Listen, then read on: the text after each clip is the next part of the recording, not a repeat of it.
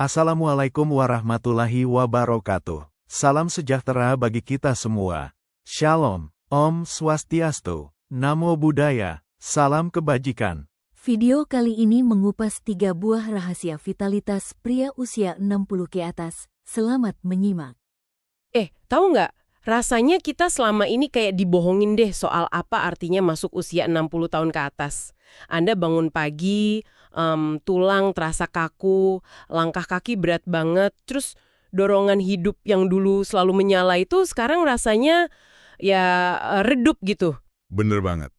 Dan narasi dari masyarakat atau bahkan dari cermin Anda sendiri itu selalu bilang, oh ya, wajar tubuhmu udah tua, wajar kalau mulai rusak kan? Nah, itu dia. Tapi gimana kalau rasa lelah kronis, terus hilangnya gairah dan fokus yang kabur itu sama sekali bukan tanda kalau tubuh Anda rusak. Gimana kalau itu cuma kayak alarm dari sebuah mesin luar biasa yang lagi menjerit gara-gara kehabisan bahan bakar? Itu pertanyaan yang sangat fundamental ya. Iya kan? Nah, selamat datang di sesi bedah wawasan kita hari ini. Kita bakal fokus ke sebuah materi yang benar-benar memutarbalikkan pemahaman kita soal penuaan pada pria. Ini dari materinya Dr. Mila, lewat salurannya yang namanya Bugar Usia Senja. Betul, dan materinya ini sangat luar biasa. Kita bakal bedah sains di balik 3 buah sederhana yang mungkin tiap hari ada di meja makan Anda, tapi ternyata buah-buah ini punya kemampuan buat mulihin stamina, energi seluler, dan vitalitas pria lansia. Tanpa obat kuat dan tanpa terapi hormon sintetis yang ribet itu. Iya, dan menggeser perspektif dari tubuh saya rusak menjadi tubuh saya kehabisan bahan baku, itu adalah langkah pertama yang krusial banget buat pendengar kita. Kita ini kan hidup di sistem yang sangat reaktif ya. Sangat reaktif, benar. Gini, pas pria di atas 60 tahun mengeluh ada disfungsi atau kelelahan kronis, solusi yang ditawarin itu seringkali langsung intervensi agresif, kayak suplemen harga selangit atau obat kimia yang cuma nutupin gejala aja kan, nggak nyentuh akar masalahnya sama sekali. Betul, cuma band-aid aja gitu loh. Nah, sumber materi yang kita bedah hari ini ngambil rute yang sama sekali beda. Pendekatannya itu di tingkat sel. Logikanya sederhana aja sih, tubuh manusia itu kan super cerdas ya. Oh iya, pastinya. Jadi sebelum kita paksa mesin ini kerja lebih keras pakai obat, kita harus bersihin dulu saluran pipanya. Terus kasih bahan baku buat bikin hormonnya, dan terakhir isi bensin buat energinya. Masuk akal banget sih pendekatan fondasional ini. Mari kita mulai dari tahap pertama dulu ya, memastikan sistem perpipaan di dalam tubuh itu bekerja sempurna. Dan pahlawan di fase ini, percaya atau enggak, adalah buah delima. Ya, delima. Jujur aja ya, delima ini kan bukan buah yang sering diomongin kalau kita lagi bahas vitalitas pria. Orang biasanya langsung nyari yang labelnya penambah stamina pria jantan gitu kan? Iya, delima memang sering dipinggirkan karena efeknya nggak kayak stimulan sesaat gitu. Tapi dampaknya secara struktural itu masif banget loh. Di materi Dr. Mila ini ada dokumentasi kasus yang menurut saya sangat mewakili ya. Oh, yang soal Pak Anwar itu ya? Betul, Pak Anwar, pensiunan guru umur 65 tahun. Kondisi dia ini cerminan dari jutaan pria di luar sana. Dia nggak punya penyakit mematikan, tapi dia ngerasa kehilangan esensi hidupnya. Energinya tuh habis dari pagi. Kayak baterai bocor gitu ya? Iya, persis. Terus dia mulai menarik diri dari istrinya dan rasa percaya dirinya perlahan hilang. Dia datang ke dokter dengan sikap pasrah, mikirnya, ya udahlah, ini memang takdir usia. Tapi pas dievaluasi secara medis, masalahnya bukan di usianya kan? Masalahnya ada di sirkulasi darahnya yang mampet. Bener banget. Jaringan di seluruh tubuhnya itu ibaratnya kelaparan. Suplai darah dan oksigen nggak sampai ke sana secara optimal. Dan solusi dari sumber kita ini super spesifik. Jus delima murni tiap pagi, tapi ingat, tanpa gula tambahan. Dan katanya cuma dalam 2 minggu. Iya, 2 minggu aja. Postur Pak Anwar berubah, dia mulai duduk lebih tegak, wajahnya lebih segar, dan istrinya juga lihat perubahan yang drastis banget. Senyum dan energinya itu balik lagi. Oh wow, cuma dari jus delima murni, kok bisa secepat itu sih? Nah, ini karena apa yang dilakuin delima di dalam pembuluh darah kita. Buah ini tuh penuh dengan senyawa aktif yang namanya polifenol. Seiring bertambahnya usia, pembuluh darah pria kan sering hilang elastisitasnya ya. Mulai kaku-kaku gitu kan? Betul, dinding pembuluhnya jadi kaku, menebal, dan penuh plak atau peradangan. Nah, polifenol ini kerjanya bersihin tumpukan stres oksidatif itu. Pas peradangannya mereda, dinding pembuluh darah bisa produksi oksida nitrat lagi dengan maksimal. Oksida nitrat yang fungsinya buat melebarkan dan merilekskan pembuluh darah itu kan? Tepat banget. Jadi kalau boleh saya analogikan ya, polifenol ini ibarat cairan pembersih karat buat pipa-pipa tubuh kita yang udah kaku.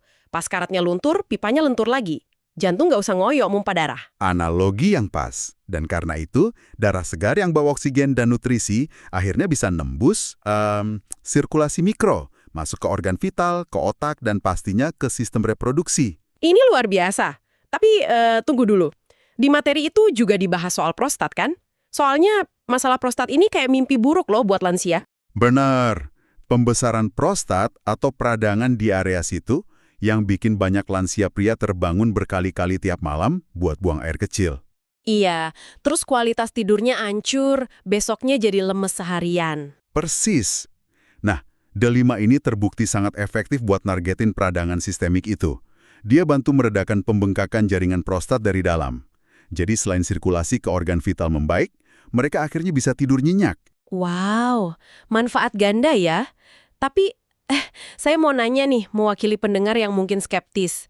Saya sering baca di forum-forum gitu, katanya D5 itu mengandung fitoestrogen, semacam zat yang strukturnya mirip hormon wanita. Ah, iya. Itu pertanyaan klasik. Iya kan? Bukannya kalau pria konsumsi D5 tiap hari malah beresiko feminisasi atau malah nurunin kejantanan? Itu kekhawatiran yang sangat umum. Tapi materi kita ini menggarisbawahi perbedaan fundamental antara nutrisi utuh dan senyawa kimia terisolasi. Dalam konteks jus D5 murni yang alami, fitoestrogen itu kerjanya sebagai modulator bukan pengganti hormon. Modulator, maksudnya penyeimbang gitu ya? Benar, jadi pas tubuh nerima nutrisi ini, dia nggak ngebombardir sistem dengan estrogen, tapi justru bantu nyimbangin rasio hormon secara keseluruhan dan memblokir enzim pemicu peradangan. Jadi, nggak ada risiko feminisasi sama sekali. Oh, syukurlah. Berarti sirkulasi darah yang bersih dan lancar itu justru syarat mutlak ya buat ereksi yang sehat dan vitalitas fisik pria? Sangat mutlak. Oke, jadi sistem perpipaan kita udah bersih nih berkat D5. Udah kayak jalan raya yang baru diaspal mulus. Tapi sehebat apapun jalan rayanya, nggak ada gunanya kan kalau nggak ada mobil yang lewat? Betul, harus ada yang melintas. Nah, disinilah kita beralih ke pusat komandonya.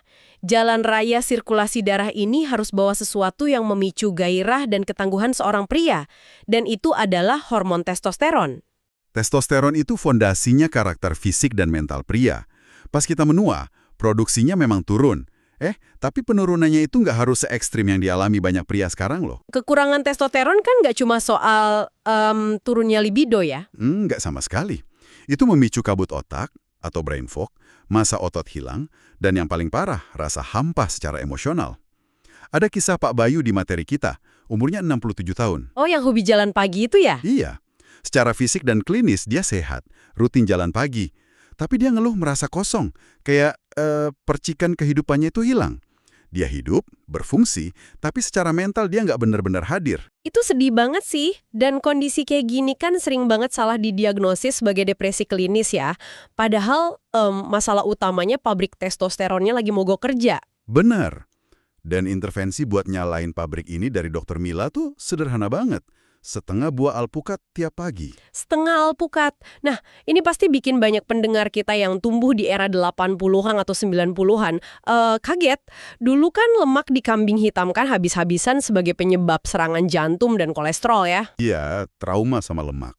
Lansia itu biasanya takut banget makan alpukat. Padahal paradigmanya udah mulai dilurusin kan sekarang. Gimana tuh penjelasannya? Gini, memang ada lemak trans dan jenuh yang buruk. Tapi alpukat itu dipenuhi lemak tak jenuh tunggal yang sangat sehat. Testosteron itu kan hormon steroid ya. Yang artinya? Artinya molekul dasar pembentuknya itu secara harfiah diciptakan dari kolesterol sehat. Kalau Anda nggak makan lemak sehat, tubuh nggak punya materi dasar buat merakit testosteron. Disinilah bagian yang sangat menarik. Lemak dari alpukat ini ibarat batu batanya. Tubuh Anda kan nggak bisa ngebangun rumah testosteron kalau pasokan batu batanya di stop gara-gara Anda diet rendah lemak yang ekstrim. Analogi yang sangat bagus. Dan selain bawa batu bata, alpukat ini juga bawa tukang-tukang bangunannya loh. Oh ya? Mineral-mineralnya itu? Betul, alpukat sangat kaya akan zinc atau zinc dan magnesium. Dua mineral ini tuh kerjanya di garis depan buat ngubah kolesterol tadi jadi testosteron aktif. Dan mastiin hormonnya bisa dipakai sama jaringan tubuh, bukan cuma ngambang bebas di darah. Wah, lengkap banget ya sepaket.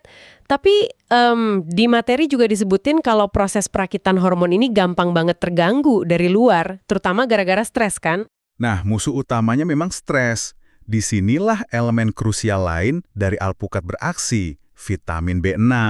Gini, secara evolusi, tubuh kita dirancang buat memprioritaskan kelangsungan hidup di atas segalanya. Mode bertahan hidup gitu ya? Iya, jadi pas Anda stres, entah itu stres fisik karena penuaan atau stres mental pikiran, tubuh bakal produksi hormon kortisol secara masif. Sistem saraf ngebaca kortisol tinggi ini sebagai tanda bahaya, seolah-olah kita lagi dikejar macan gitu loh. Astaga! Dan kalau dalam mode lari dari bahaya, tubuh pasti matiin sistem yang dianggap, nggak penting kan? Termasuk reproduksi dan vitalitas. Persis, tubuh tuh kayak bilang, kita lagi krisis nih, lupakan dulu soal testosteron, fokus aja buat bertahan hidup. Ini tuh semacam mekanisme jungkat-jungkit antara kortisol dan testosteron. Oh, kalau kortisolnya naik ke atas, testosteronnya otomatis ketekan ke bawah. Itu kerjanya sebagai penstabil sistem saraf pusat. Dia bantu nurunin tingkat kortisol, ngasih sinyal ke tubuh kalau, keadaan udah aman kok. Jadi pas lingkungan internal udah tenang dan kortisolnya turun, otomatis jungkat-jungkit si testosteron ini bisa naik lagi secara alami ya. Bener banget.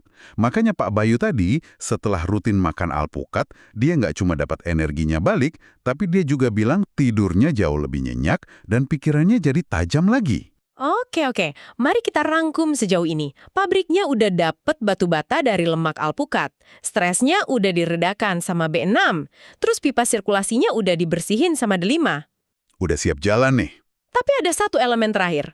Sebagus apapun mobil sportnya dan semulus apapun jalanannya, mobilnya nggak bakal gerak kalau nggak ada bensin harian. Betul, nggak ada bahan bakar. Dan banyak banget pendengar lansia kita yang terjebak dalam rasa lelah itu bukan karena tubuhnya rusak atau nolak berfungsi, tapi karena mereka benar-benar kehabisan bensin. Ini bawa kita ke buah yang ketiga, pisang.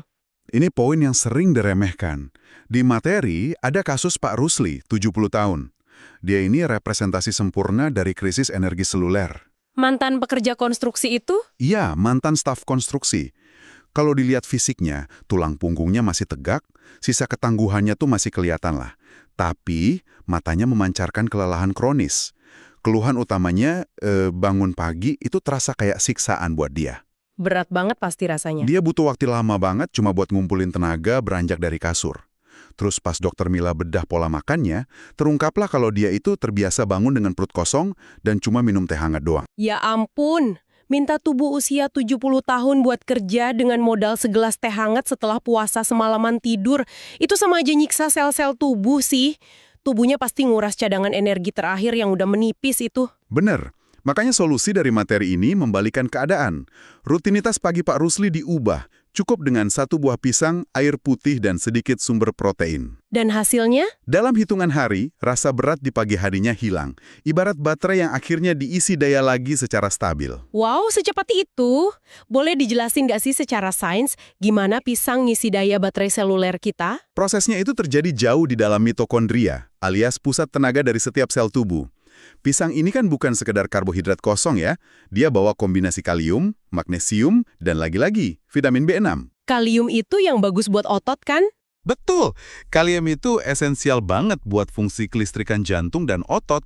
Ini mencegah kejang atau rasa kaku yang sering banget dikeluhin lansia pas bangun pagi.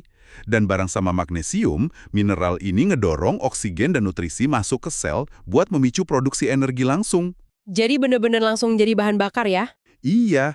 Oh, dan satu lagi, pisang juga memfasilitasi perubahan triptofan jadi serotonin yang bikin suasana hati atau mood tetap stabil seharian. Nah, bicara soal pisang, saya harus ngajuin pertanyaan kritis nih mewakili pendengar. Banyak banget lansia yang sangat menghindari buah manis. Begitu dengar kata pisang, yang ada di pikiran mereka pasti, wah lonjakan gula darah nih, resiko diabetes. Wajar banget kekhawatiran itu. Mengingat lansia kan sangat rentan terhadap resistensi insulin ya. Emang aman jadiin pisang menurutin sarapan tiap hari? Ini poin yang dijelaskan dengan sangat hati-hati di materi Dr. Mila.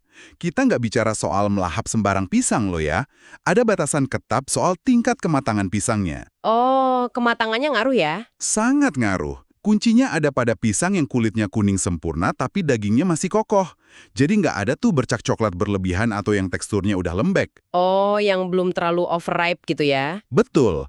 Pada tahap kematangan yang pas ini, kandungan pati di dalam pisang belum sepenuhnya berubah jadi gula sederhana. Karbohidrat kompleks ini indeks glikemiknya relatif aman dan dicerna lebih lambat sama tubuh. Berarti energinya dilepas sedikit demi sedikit dong, semacam kayu bakar yang keras dan padat yang menyalanya perlahan tapi tahan lama. Bukan kayak kertas yang dibakar habis dalam 5 detik terus apinya langsung mati. Analogi yang sangat akurat. Dan pelepasan energi lambat itu semakin diperkuat dengan instruksi untuk selalu menggabungkan pisang sama sedikit protein. Protein kayak gimana tuh contohnya? Kayak yang dilakuin Pak Rusli tadi.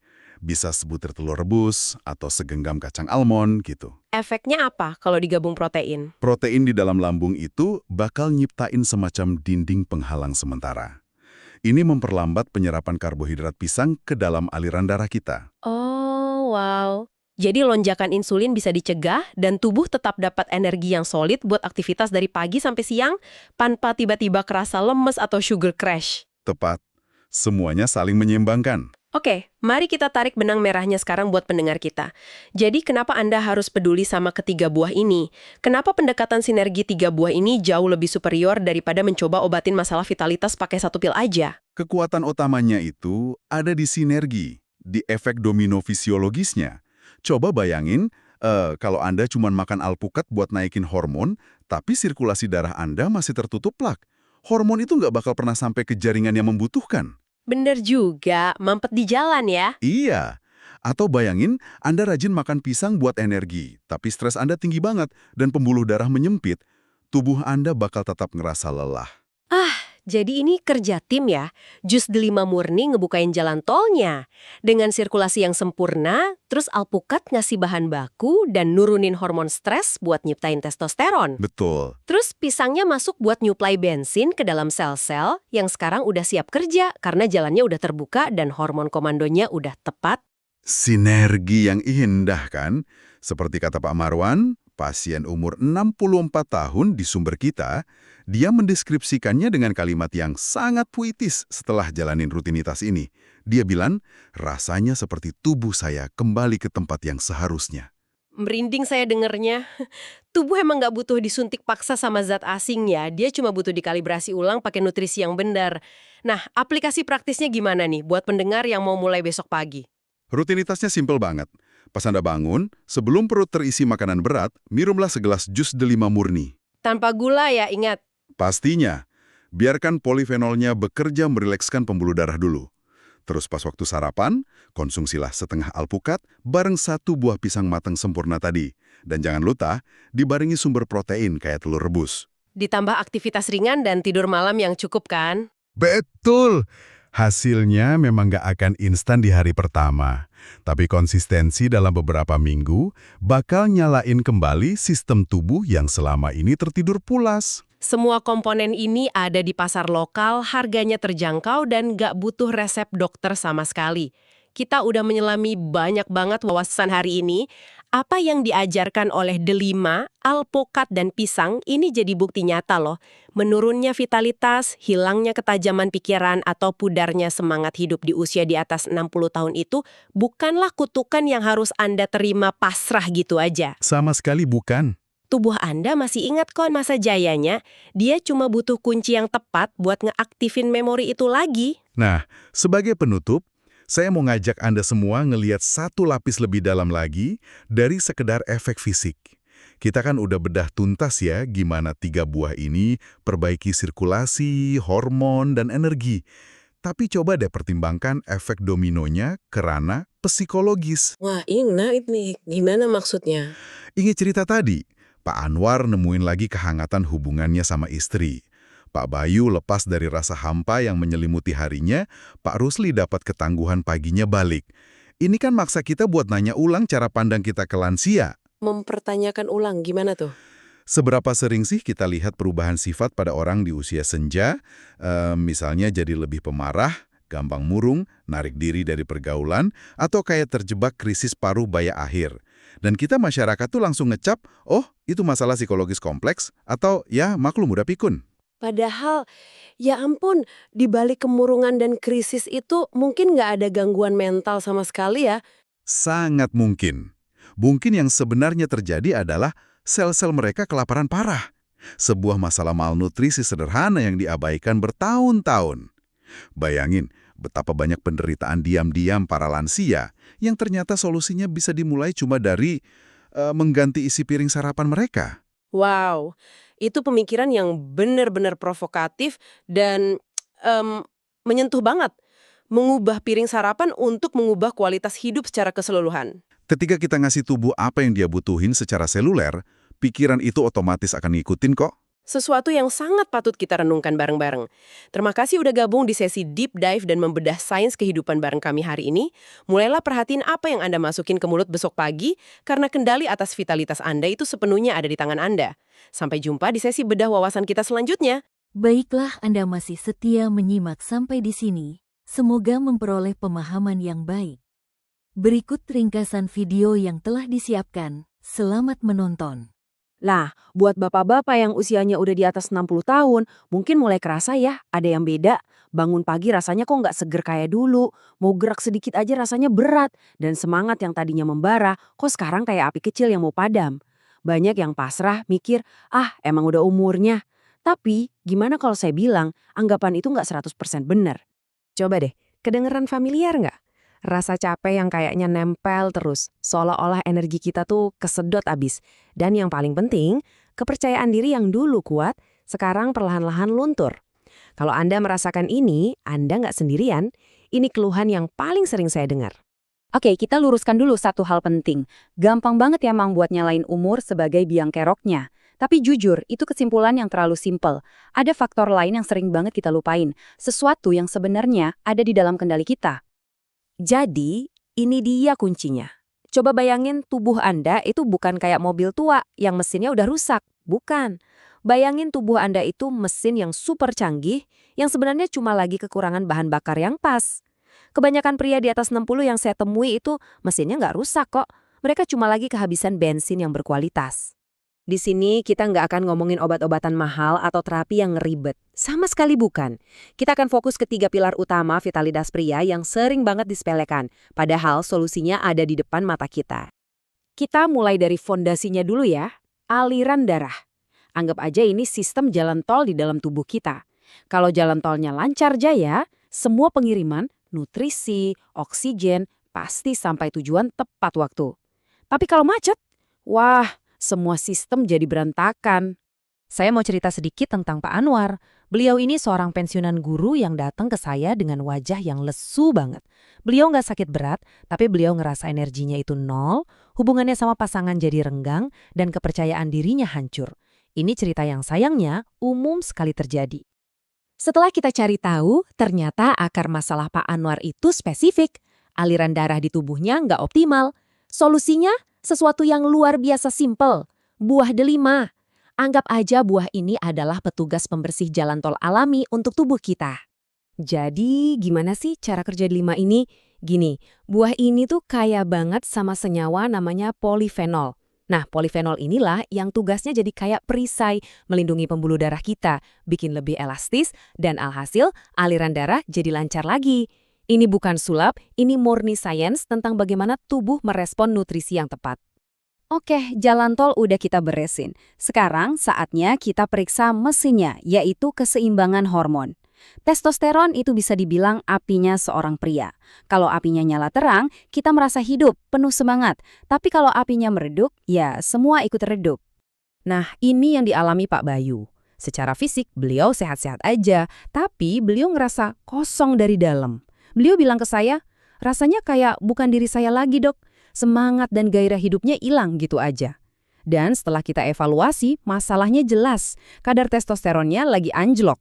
Dan solusinya, sekali lagi, datang dari dapur kita. Sederhana banget. Saya sarankan Pak Bayu untuk rutin menambahkan satu buah ini ke makanannya, alpukat. Kenapa?